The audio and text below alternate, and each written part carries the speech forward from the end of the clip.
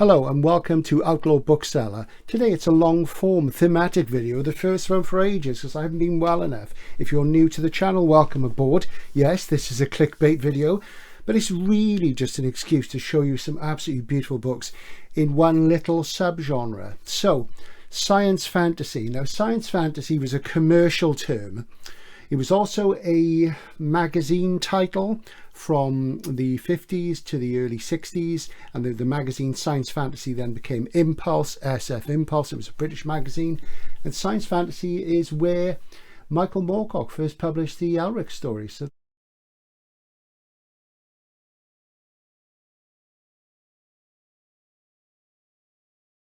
but science fantasy was something that was appended as a commercial term, as I say, to paperbacks primarily in the UK in the late 60s, early 70s. And it was just the thing that at that time, there was so little sword and sorcery published. The booksellers didn't know where to put it. So if you put science fantasy with it, it ended up with the SF, the science fiction. So that really is all it's about. But we're going to talk about a particular subgenre of science fantasy today. So it was applied to sword and sorcery. It fell out of favour. It was also applied to planetary romance. Sword and Planet is what people call it now, of course. But planetary romance arises out of Edgar Rice Burroughs, the John Carter and Mars series, things like Lee Brackett's books, those sort of things. Moorcock did some as well. But the Dying Earth subcategory of science fantasy is probably really the most definitive one and the one we can best claim for SF, science fiction. And we can talk about that as we go. So what is Dying Earth about? It's about aging and decadence, about bursts of colour in myriad hues. It's lush and excessive, and it's set at the end of time. Now, in the original edition of the Science Fiction Encyclopedia from the late 70s, which won the Hugo Award, I'll have you know, there's an entry which is far future. There's not a Dying Earth entry, there's a far future entry. So today I'm going to talk to you about my favourite 5 Dying Earth books or sequences. But first of all, we should really mention the book that really started it all, which is The Time Machine by H.G. Wells. And if you've read The Time Machine, which I hope you have, if you haven't, read it now, please. If you go to the very end of the story, after the time traveller spends time with the Morlocks, which is about in the year 802,000 odd, he travels forward into futurity to the end of time, and there's this wonderful chapter which is very sort of gloomy, and the earth is starting to decay and end, and there's these strange creatures there, and it's really quite something. And it does owe something to the decadent and symbolist writing of the French writers of the 19th century, I think. So that for me really is where the whole Dying Earth thing begins. Now, if you want to sort of pin it down a bit more, the first person who really comes along and does a Dying Earth sequence, of course, is the very wonderful Clark Ashton Smith, and this is Zothique. This is the Hippocampus Press edition, which is available currently, edited by S.D. Joshi. There's not a lot of Smith in print. This is an American book. You can get it online from Amazon UK. There is a Penguin classic, a black classic of Dark Eidolon, which shows other things. And of course, Smith was a correspondent of Lovecraft. He lived in California, 20s, 30s, 40s. He wrote poetry. And this is kind of the definitive thing, really. And these are stories set in Zothique, this far distant future, shadowy, colourful realm. They're very poetic. Some of them are poems, some of them are plays, some of them are short stories. So this is really where you begin if you want to study that sort of thing.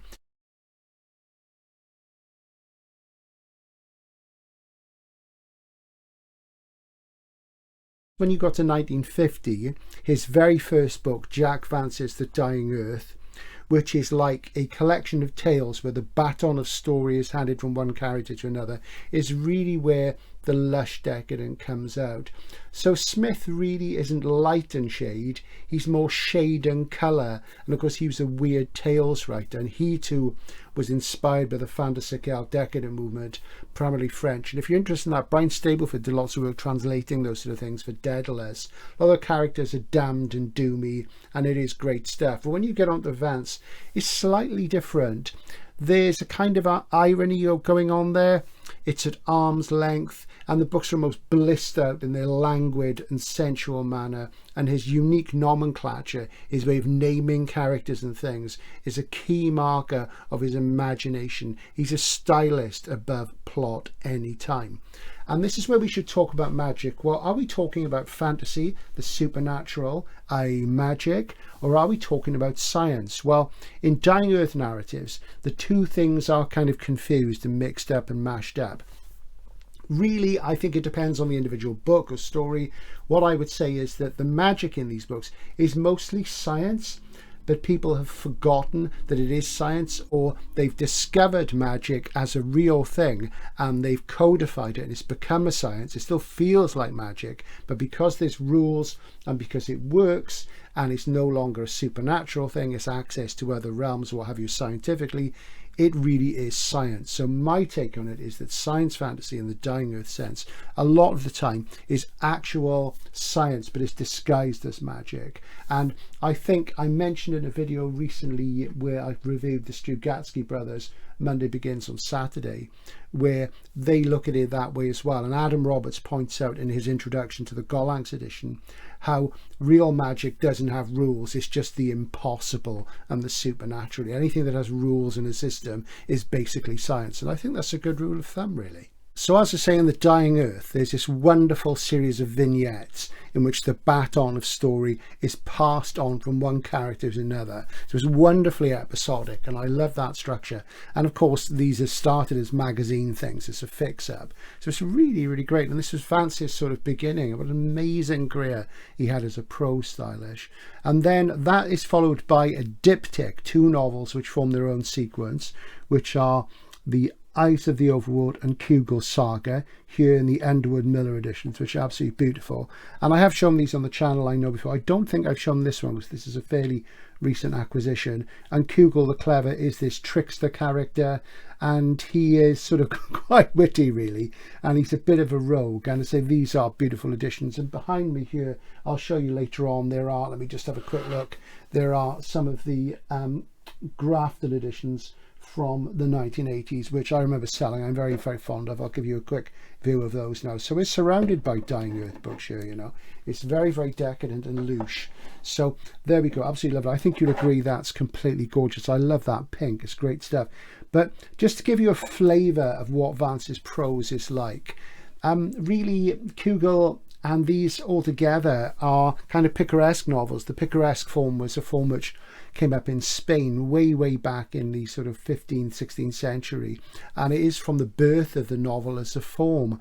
And the picaresque is usually about low-born characters sort of coming forward and winning out over, you know, characters who are much richer and more powerful. And the classic example of this is Sancho Panza in Cervantes' Don Quixote, who's the real hero of the story. So the picaresque is an interesting form.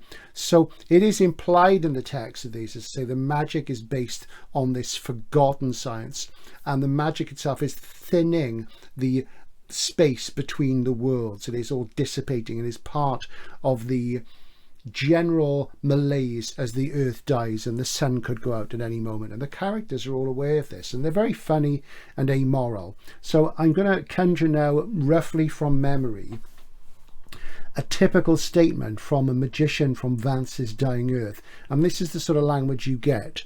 And a character is asking the magician to perform a magical act for them, a magical science act for them, and the magician talks about his fees. For 20 terces, I phrase the answer in clear and actionable language. For 10, I use the language of cant, which occasionally admits of ambiguity. For 5, I speak in parable, which you must interpret as you will. For 1, I shall babble in an unknown tongue. So I think that shows you what the language is like. It's really beautiful. And I always say that if Shakespeare was alive today and writing fantasy, he would write like Jack Vance, very much so.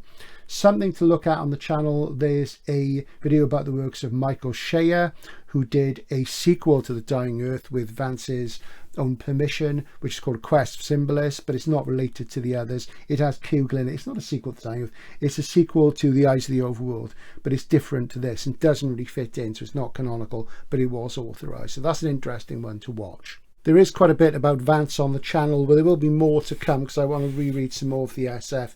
And just to show you the final book in the Dying Earth sequence, this is the Brandywine edition of Rialto the Marvellous, which is absolutely gorgeous. There you go, fantastic stuff. and I acquired that recently. So I have the signed limiteds of all of these now, which is fantastic. There is a 7-house edition of this, which I have shown a long time ago in another video. It is stuck somewhere under my bed, so I couldn't get out for this one, though of course if there'd been any Dying Earth magicians around, I could have paid them to do that for me, but it is what it is. We are going to go through these chronologically, more or less in the order they were published, and going back to the 1970s came a real favourite series of everybody who likes this particular author, and I reread a bit of them recently, and they're so good. And again, they're very much in that late 19th century Yellow Book, fantastical, decadent, louche feel, and that's Michael Moorcock's The Dancers at the End of Time, and that's an omnibus edition. This is a book club edition which has the absolutely wonderful artwork of Rodney Matthews, and that's Lord Jagged of Canaria, one of the main characters there. Absolutely beautiful. And there were 3 volumes, and I used to sell these all the time. They're still in print from Gollocks Masterworks, and this is a nice old 80s slipcase set of the initial 3 volumes. I think you'll agree that's lovely. Let me just pop them out of there and we'll take a look at them.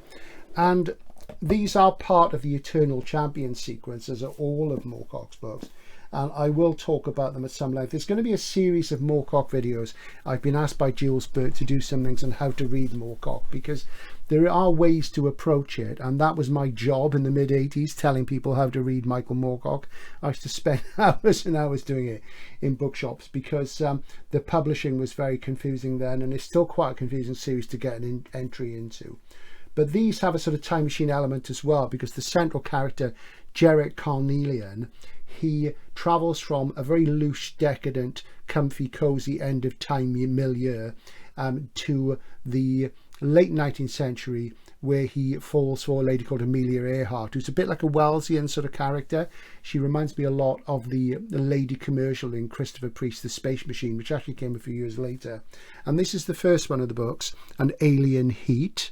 Fantastic, and they're very witty and funny. They have all sorts of great characters and great settings, and these covers really do sort of conjure up what the books are like to read. They're very colourful and jelly-like and silly and elegant and really very marvellous stuff. They're quite transgressive at times as well. And this is The Hollow Lands. There we go, isn't that fantastic? And the sequence wound up with The End of All Songs, one of my favourite titles of all time. And again, you'll see that's Lord Jagged of Canaria, who's one of the key characters. And there's some very funny characters in it. There's the Iron Orchid, who is Jerrick's mother. And there's Werther von Goethe, who's somebody who loves being miserable. And of course, you know, nobody's miserable at the end of time. They're always having parties, and they've got incredible sort of magical science powers. And I think in these, more than any other, it's obvious that it is a kind of science. So these are great to read. And as I say, you can get a Gollocks Masterwork. And there's loads of second-hand copies out there. Very, very nice. I think you'll agree. And these are the later books in the sequence, and I'm representing them here in their UK first editions. And this is Legends from the End of Time. This is a few novellas, and these were published in places like New Worlds. And this is the W.H. Allen Star first edition. There you go. Isn't that fantastic? When the character's riding a snail there. And let's see, this one's signed. I've got loads of signed Moorcocks. This one isn't, funnily enough. Oh yes, it is. This one is signed. I'll just see if I can show you the signature just there. And because I met Mike quite a few times back in the day, and there he is on the rear. Isn't that great? And that's a fun one. So that's like a little collection of stories. And then you've got the last one, The Transformation of Miss Mavis Ming, aka Return of the Fire Clown. So that ties in with Moorcock's earlier novel, The Fire Clown, as it was in Compact. Later on it was called The Winds of Limbo. And again, wonderful Rodney Matthews cover there. And that is a scene from early on in the novel where the Fire Clown, who's this science fiction type character, comes back to Earth after a long time. The Earth is dying, of course. And he interrupts a party full of jelly dinosaurs. There's pterodactyls there and stegosaurs, all sorts of stuff. Lovely, I think you'll agree. Recently, these End of Time books have been made into a series of rock and roll albums which feature Michael Moorcock, and I'm just going to show them on CD, and it's an ongoing project. It's a band called Spirits Burning, and Spirits Burning is more like a collective. A guy called Don Falcone is a keyboard player, so it's very nice. some of the guys from Blue Oyster Cult, because Michael Moorcock wrote songs for Blue Oyster Cult, also for Hawkwind as well, of course. There are some people affiliated to Hawkwind involved in these, including my mate Steve Beamond, who I interviewed on the channel about a year and a half ago. I must catch up with him. Bridget Wishart, who's been Hawkwind, plays wind instruments on them. And they're a real interesting mix of hard rock, country rock, psychedelia, electronica. They're really hard to describe. And the songs are all about the book, so they are conceptual. So this is the first one, Spirits Burning and Michael Moorcock, and this is An Alien Heat. This one has a crack on the case. I'm trying to get a replacement for that. So there you go, and that's Amelia Earhart there. And they're great fun listen. And this is The Hollow Lands, which relates to the second book. There you go. They really are good, actually. I really like them. They're unusual. So they have a slightly retro feel, but also contemporary feel as well. And this is the latest one, which came out a while ago. And again, we see the Lord Jagged of Canaria picture. And on the back, we have the cover of The Transformation of Miss Mavis Ming. Isn't that fantastic? And it's probably sold out as a limited edition LP of The End of All Songs. There it is. And again, the iconic artwork on the flip of the back. I'll just show the actual vinyl, which is coloured, and I think they've only produced 300 of these. So let's just have a little look at that. Wow. And it's got this strange, let's pop that up there, get this done this safely, and lovely. Look at that. Great. So this is the thing with Moorcock. He's not just a writer, he's a cultural phenomena. You know, he's involved with rock and roll for decades and decades. There's all sorts of things. He sings on these a bit. He's advanced in years now. He's still writing, of course, but very, very beautiful. I think you'll agree. Lovely, lovely stuff. So if you want your Dying Earth in audio form, you've got it there. You can get these. You won't see them in shops. You also have to get them online, Amazon, that sort of thing. Very, very good. So if you've not read Moorcock before, actually Dance to 10 Times is a good place to start. And they're very entertaining, witty and beautifully written. He really is an absolute star. Now for some minor controversy. In the early 70s, M. John Harrison, literary editor at New Worlds and friend and confidant of Michael Moorcock, started to write his Vericonium sequence.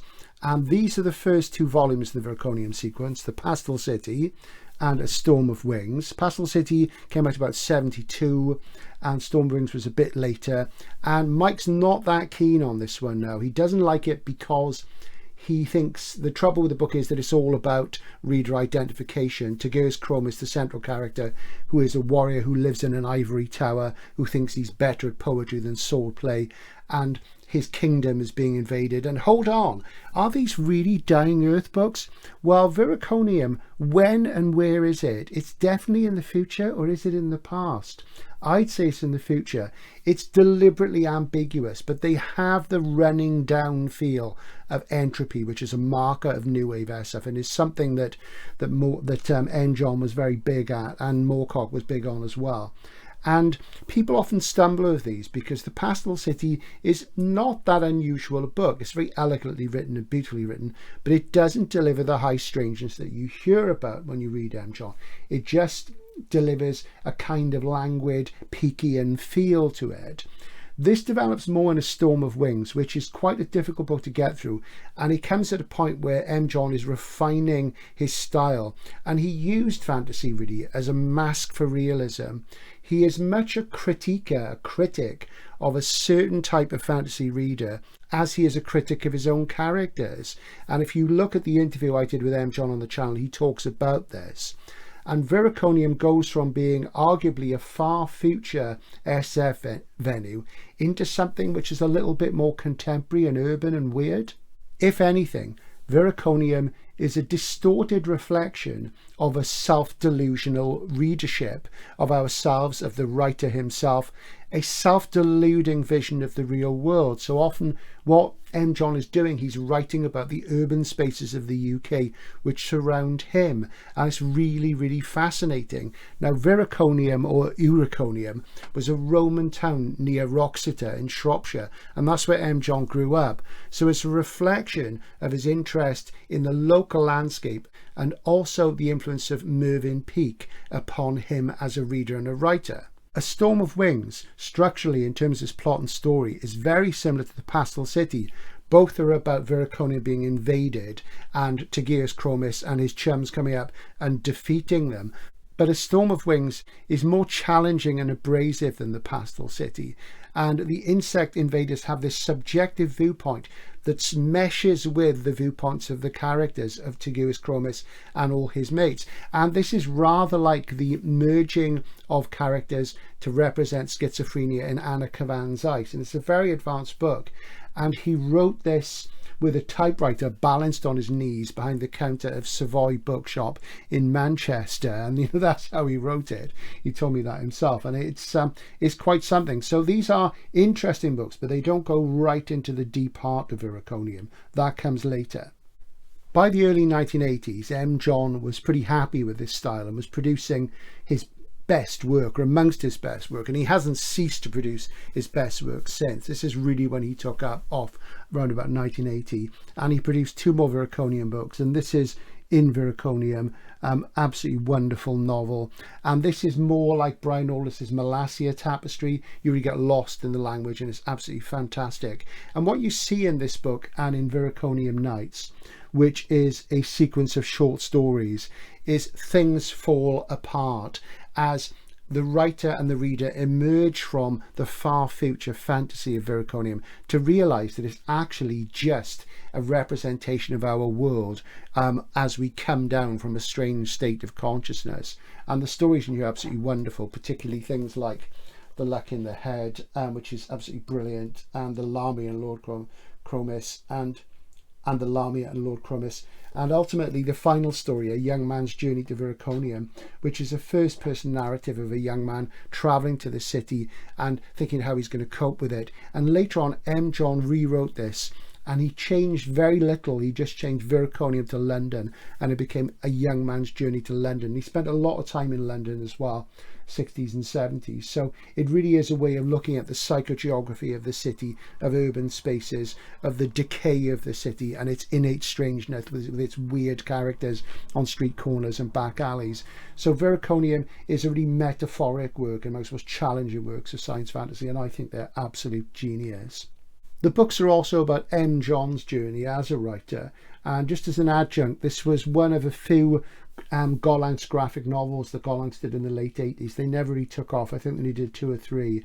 There was a Neil Gaiman one, I seem to remember, and this is the hardcover first of the M. John one, The Luck in the Head, by Ian Miller. And these are pretty uncommon, especially in hardcover, and I got him to sign this for me. He signed this for me back in about 2018 when we did a session together in a bookshop, and these are just really astonishingly good illustrations. So if you ever see this paperback or hardcover, pick it up. And The Luck in the Head is one of the very finest Viraconium stories. I mean, if you like things like China Miéville, Jeff Vandermeer, I mean, it all comes from M. John, really. You know, the new weird comes from M. John, and before him from Mervyn Peake. So this is the motherlode. So if you're reading people like Miéville and people like Vandermeer and all the other people who sort of come along in the new weird, I mean, M. John got there first and best. They really are spectacularly well written. So do watch the interview with him on the channel, because he's a great guy as well. Something I've not talked about very much on the channel, and it's one of those things on SF BookTube where, you know, once you get really popular, which this channel isn't yet, people just say, oh, when are you going to do the Book of the New Sun? You know, and it's become rather a sort of cliche, and it's a bit of a sacred cow maybe that needs slaughtering. But I've talked a bit about Wolf on the channel. I did an analysis of the story The Island of Dr. Death and other stories which I really love. I've talked briefly about Operation Ares, and I've shown a few books. But I guess it's time to have a bit of a look at the Book of the New Sun, which is probably the most famous and best-selling Dying Earth narrative ever, you know, and they are incredible books, it has to be said. And I'm going to show you Sidgwick and Jackson UK first editions here with wonderful Bruce Pennington artwork. And this, of course, is The Shadow of the Torturer. There we go, there's Severin there. And its immediate sequel, The Claw of the Conciliator. I think you'd agree that's absolutely stunning, beautiful stuff. These are very uncommon, of course, and these are mint firsts. Lovely, and they remain bagged to keep them nice and spiffing. So what can we say about Wolf? Well, I think really the problem with Wolf is he's very hard to talk about, because he is about the things that he doesn't directly speak about. He's up to things he only hints at, or at least that's the theory. And this reminds me of Ludwig Wittgenstein, the philosopher who specialized in language. And basically the most famous quotation of Wittgenstein's. He was around the early 20th century. He was from Austria. He was in the same class at school as Hitler when they were about 8. There's a photograph and everything. And he was actually arrested in my hometown of Pontypridd, South Wales, on the night of the outbreak of World War One. He was arrested for having a Germanic name. They let him go, of course. And he used to spend a lot of time walking on the Gower Peninsula near Swansea in South Wales, where I used to run a bookshop. So there is a connection there to Wittgenstein, I feel. And there's definitely one to Woolf. And his most famous pronouncement was, "Whereof one cannot speak, one must remain silent." Which is saying that if you can't talk about something because it's unknowable and there isn't the vocabulary to discuss it, you can't talk about it. And I feel a bit that way about the Book of the New Sun, really. And obviously it's been covered in depth by all sorts of people. I think some of John Clute's writing about it is the best, really. And something that Wittgenstein was interested in was the use of language for philosophy. And he said that if you asked the right questions and the language was there, you could answer all the philosophical questions. And if you couldn't answer them, supernatural questions, for example, whereof one cannot speak, one must remain silent, they were meaningless to philosophy. They were metaphysical. They weren't real world things. You couldn't resolve them. And he also says that language was a ladder that you used to climb up to solve some philosophical problems, then you threw it away.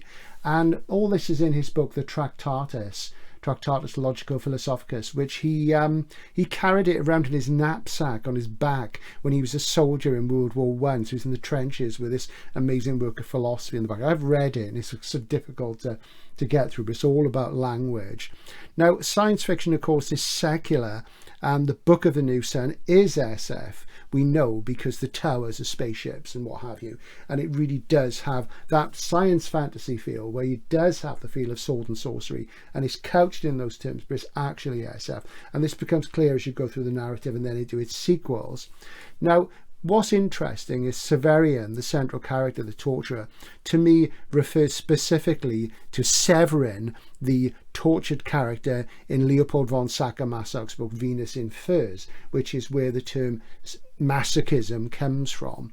And that's an important sort of work of decadent literature from late 1930s, early 20th centuries, and a reading of that could possibly inform some of the torture parts of these books, which is kind of minimal, really. I don't really think it's that important. I think it's more metaphoric, because if anybody's tortured, it is Severian and the reader trying to work out what's going on a lot of the time.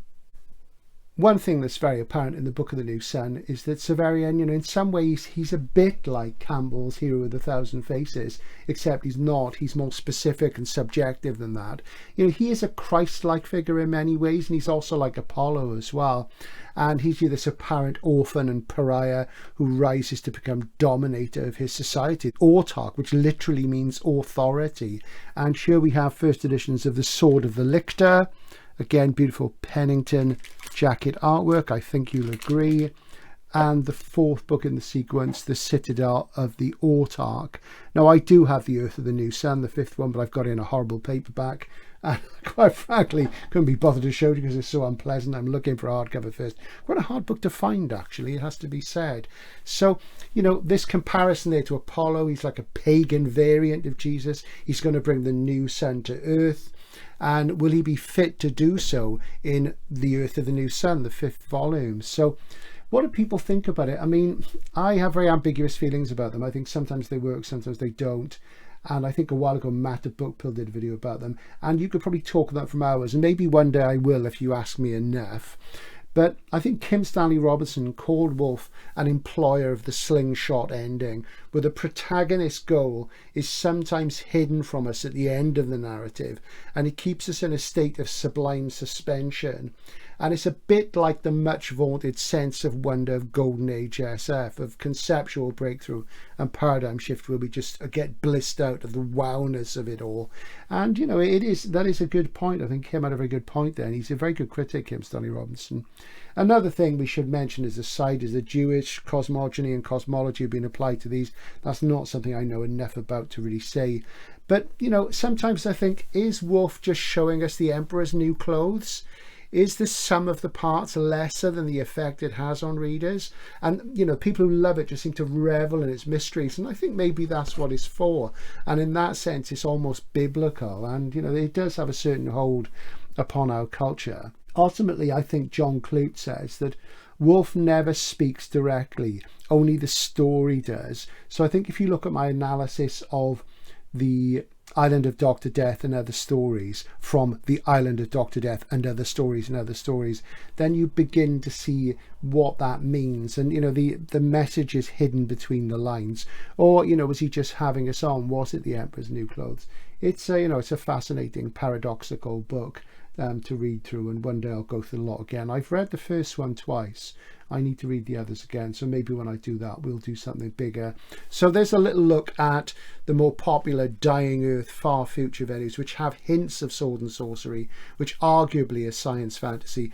I think the science is magic in the case of all of these. A controversial one there with M. John Harrison, a fun literary one with Michael Moorcock, Clark Ashton Smith and H.G. Wells to get things going, the peerless Jack Vance as the dominator of the form, and Gene Wolfe as its Harlequin trickster. Yeah, so there we go.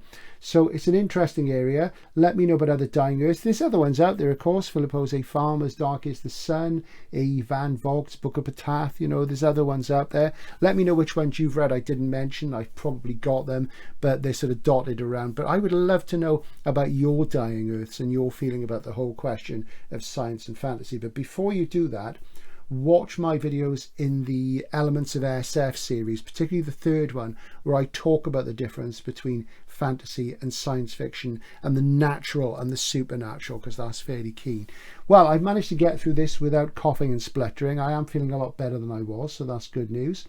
So this is Outlaw Bookseller signing out for now. See you soon.